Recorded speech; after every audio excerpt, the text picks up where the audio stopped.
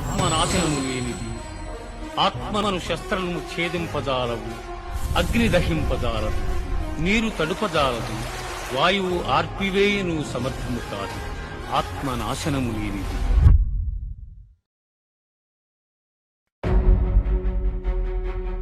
కేశవ, నాకు పూజ్యులైన భీష్మద్రోణుల వంటి వారిని యుద్ధంలో నేనెలా బాణాలతో ఎదుర్కోగలను? నా గురువులైనటువంటి మహానుభావుల ప్రాణాలను పణంగా పెట్టి జీవించడం కంటే భిక్షమెత్తి ఈ లోకంలో జీవించడం ఉత్తమం. లౌకిక లాభమును కోరుతున్నప్పటికీ వారు పెద్దలే. వారిని వధిస్తే మేము అనుభవించేది సమస్తము రక్త కలంకితమవుతుంది. వారిని జయించడం లేదా వారిచే జయించబడడం అనే వాటిలో ఏది ఉత్తమమో కూడా మాకు తెలియదు. ధృతరాష్ట్రుని కుమారులను వధిస్తే నేనిక జీవించి ఉండడం వ్యర్థము. అయినా వారిప్పుడు యుద్ధరంగంలో మా ఎదుట నిలిచి ఉన్నారు. లోభం అనే దోషం వలన నేనిప్పుడు నా ధర్మ విషయంలో అయోమయం చెంది శాంతిని కోల్పోయాను. నాకు ఏది ఉత్తమమో నిశ్చయంగా చెప్పు కృష్ణ. ఈ క్లిష్ట సమయంలో నేను నిన్ను ఆశ్రయిస్తున్నాను. నేనిప్పుడు నీ శిష్యుడిని, శరణాగతుడిని. దయచేసి నాకు ధర్మ మార్గం చూపము. నా ఇంద్రియాలను బలహీనపరుస్తున్న ఈ దుఃఖమును తొలగించుకునే మార్గం నాకు కనబడడం లేదు కేశవ. దేవతల స్వర్గంలా సంపన్నమైన రాజ్యాన్ని ఈ భూమిపై పొందిన ఈ దుఃఖం నా హృదయం నుండి తొలగదు. నేను ఈ యుద్ధం చేయను. తెలివితో కూడిన మాటలు మాట్లాడుతూనే దుఃఖించదగని విషయం గురించి దుఃఖిస్తున్నావు అర్జున. వివేకవంతుడు జీవించి ఉన్న వారి గురించి కానీ మరణించిన వారి గురించి కానీ దుఃఖించరు. నేను కానీ నీవు కానీ ఈ రాజులందరూ కానీ లేని సమయం ఎప్పుడూ లేదు. భవిష్యత్తులో కూడా మనలో ఎవ్వరమూ లేకుండా పోము. జీవాత్మ ఈ దేహంలో బాల్యం నుండి యవ్వనానికి, యవ్వనం నుండి ముసలితనానికి క్రమంగా వెళుతున్నట్లే మరణం తరువాత మరొక దేహంలోకి వెళతాడు. ఈ మార్పులను తెలిసిన ధీరుడు అయోమయం చెందడు. కుంతిపుత్ర, సుఖదుఖాలు కొంతకాలం మాత్రమే ఉంటాయి. అవి చలికాలం, ఎండాకాలం వచ్చినట్టే వచ్చిపోతాయి. ఇవి ఇంద్రియాల ద్వారా పొందే అనుభూతుల వల్ల కలుగుతాయి. కాబట్టి కలత చెందకుండా వాటిని ఓర్చుకోవడం మనిషి నేర్చుకోవాలి. సుఖదుఖాలకు కలత చెందకుండా ఆ రెండింటిలోనూ స్థిరంగా ఉండేవాడు ఖచ్చితంగా మోక్షానికి అర్హుడవుతాడు. అస్తిత్వం లేని భౌతిక దేహం శాశ్వతంగా ఉండదు. శాశ్వతమైన ఆత్మ మాత్రం ఎప్పటికీ స్థిరంగా ఉంది. ఈ సత్యాన్ని తెలుసుకున్న జ్ఞానులు ఇదే నిర్ణయానికి వచ్చారు.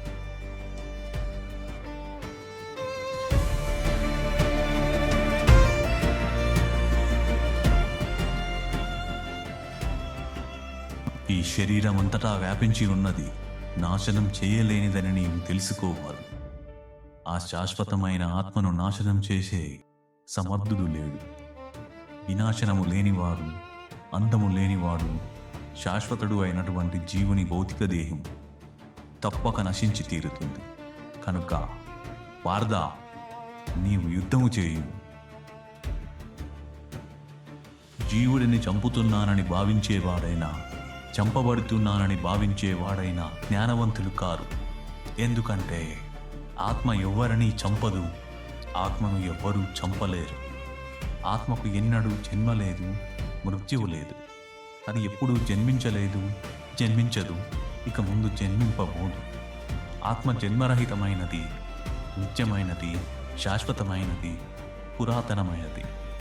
దేహం చంపబడినా ఆత్మ మాత్రం చంపబడదు. అర్జున, ఆత్మ నాశనము లేనిదని, నిత్యమైనదని, పుట్టుక లేనిదని, మార్పు చెందనిదని తెలిసినవాడు ఎవరినైనా ఎలా చంపగలడు? చంపడానికి కారణం ఎలా అవ్వగలదు?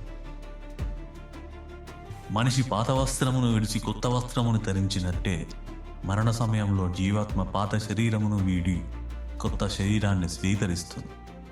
ఈ ఆత్మను ఆయుధములు చీల్చలేదు, అగ్ని కాల్చలేదు, నీళ్లు తడపలేదు, గాలి ఎండిపోవునట్లు చేయలేదు. ఆత్మ విచ్ఛిన్నం చేయలేనిది మరియు దహింపశక్యం కాని, దానిని తడపడానికి కానీ ఎండించడానికి కానీ సాధ్యం కాదు. అది నిత్యము అంతటా ఉండేది. ఆత్మ మార్పు లేనిది, పరివర్తన చెందనిది మరియు సనాతనమైనది. ఆత్మ కనబడనిది, ఊహించలేనిది మరియు మార్పు లేనిది. ఇది తెలుసుకొని నీవు శరీరం కొరకు శోకించక. ఒకవేళ నీవు ఆత్మ పదే పదే జనన మరణములకి లోనవుతుందని అనుకున్నా సరే, ఇలా శోకించడం సరికాదు. పుట్టిన వానికి మరణం తప్పదు, మరణించిన వారికి మరలా జన్మించుట తప్పదు. కావున తప్పించలేని ఈ విషయం గురించి దుఃఖించకూడదు. సృష్టిలోని సమస్త జీవులు ఆరంభంలో కనిపించని స్థితిలో ఉంటాయి, మధ్యలో మాత్రమే బయటకు కనిపిస్తాయి, నశించిన తరువాత మళ్ళీ అదృశ్యమవుతాయి.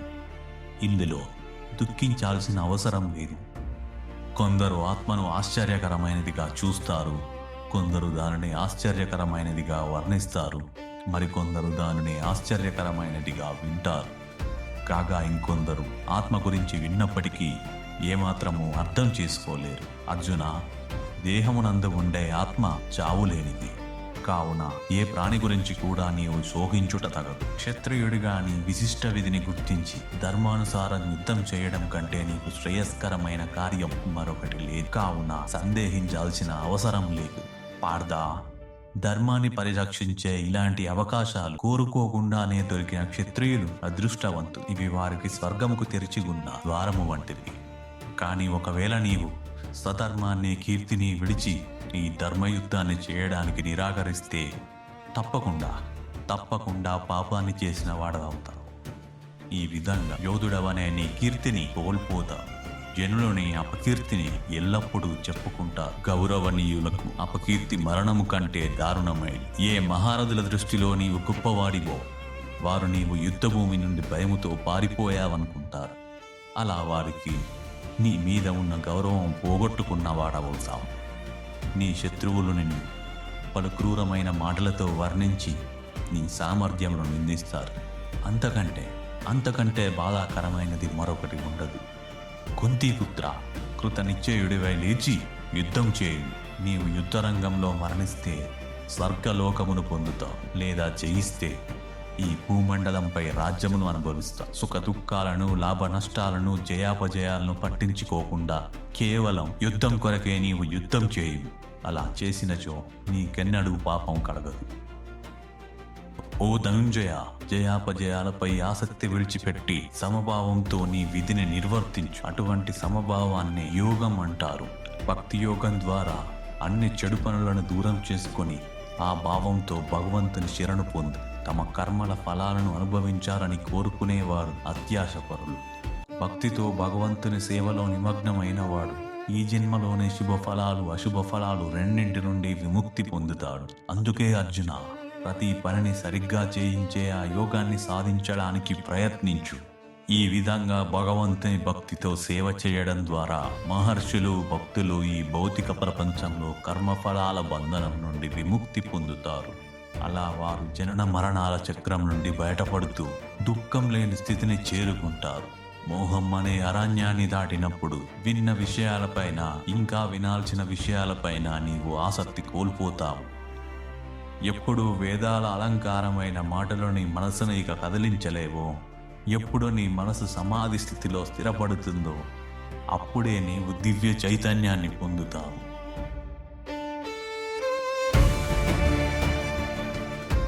మాధవ, స్థిరమైన మనస్సు ఉన్నవాడి లక్షణాలు ఏమిటి? అతడు ఎలా మాట్లాడుతాడు, ఎలా కూర్చుంటాడు, ఎలా నడుస్తాడు? ఇప్పటి వరకు నేను నీకు ఆత్మ స్వభావానికి సంబంధించిన విశ్లేషణాత్మక జ్ఞానాన్ని వివరించాను. ఇప్పుడు నేను మేధస్సు యోగాన్ని వెల్లడిస్తాను. అటువంటి జ్ఞానంతో పనిచేసినప్పుడు నీవు కర్మబంధం నుండి విముక్తి పొందుతావు. ఈ దృక్పథంతో పనిచేసినప్పుడు ఎటువంటి నష్టం లేదా ప్రతికూల ఫలితం ఉండదు. కొద్దిగా సాధన చేసినా అది మనల్ని పెద్ద ప్రమాదం నుండి కాపాడుతుంది. ఈ మార్గంలో ఉన్నవారి బుద్ధి దృఢంగా, స్థిరంగా ఉంటుంది మరియు వారి లక్ష్యం ఏకదృష్టితో ఉంటుంది.